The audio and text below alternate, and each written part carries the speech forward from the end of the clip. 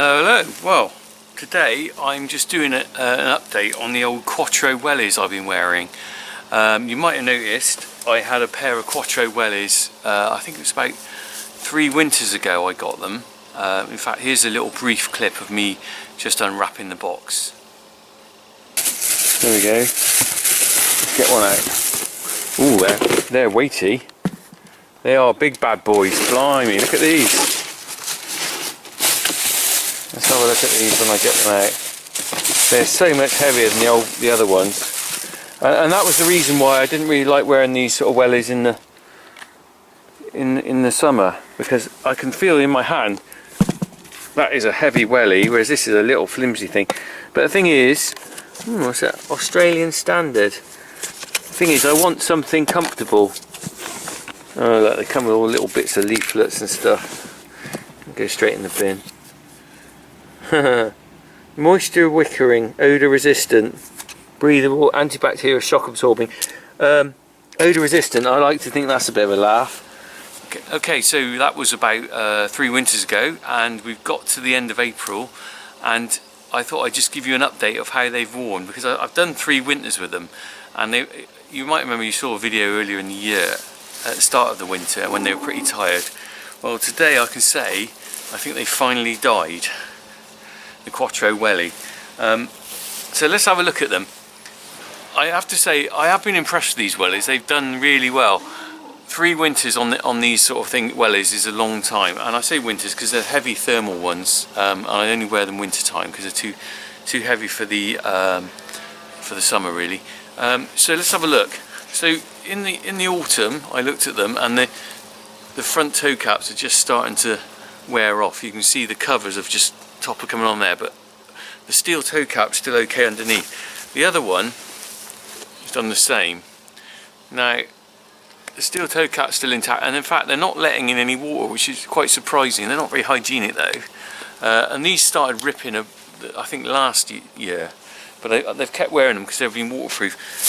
Interestingly enough, I've got a newer pair which my brother wears, and the newer design has got a plastic extra cover on the toe, which I think was because of this being a problem of it tearing. So that is a lot more robust, and I think the other ones would have been okay if they'd had that cover on them. There's a couple of things I kind of think, well, the first one is they seem to attract the muck on the sides and don't clean off as well. I think I said about this before, because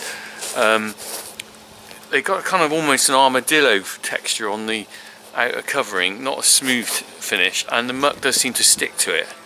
The other thing as well, inside the lining's good actually, it's nice and warm. I've never been cold in these wellies. The only thing is, but at the end, really they could have done with some sort of, I don't know, rubber lining on the sole, because, or rubber, what would they call it, a foot, piece on the bottom insole, because where my toes go at the end of here, this all kind of gone all mushy and wet because you get a bit damp in there, and it's formed the shape. I can feel it, the shape of my toes in that welly, but that's partly because of probably the amount of use they've had. The only reason they've died is that they finally split on there. I mean, you can see that, and there's a hole in there, and the water's actually going down on my sock. There's my sock. In fact, I can put my finger right through. You can see my finger wiggling, probably not. It's gone right through. So these are actually heading to the bin now. But I have to say, marks out of 10, I'd certainly give them a 7 or 8. I mean, it's hard for me to say for sure because I haven't got anything to compare them with, because these are the first heavy-duty thermal wellies I've had. But I think what's interesting is, there's a split there again. Interesting, I'm giving this a farmer review rather than someone who's just bought them and tried them on once. I've worn these 3 winters, and really they've only let in water in the last week. So I think 3 winters for me, from November till the beginning of April. Heavy duty use on the farm. The soles have not worn through, which they do on other makes I've had. I'd say a very good welly, worth wearing, a Quotro welly. I'm not paid to say that, by the way. I did buy these myself. I didn't get these as a freebie. I'm going to try a different make for my next lot of winter wellies. I'm going to go back to my normal summer cheapy wellies. but I'm going to try a different make of welly for next winter. I've got some in mind.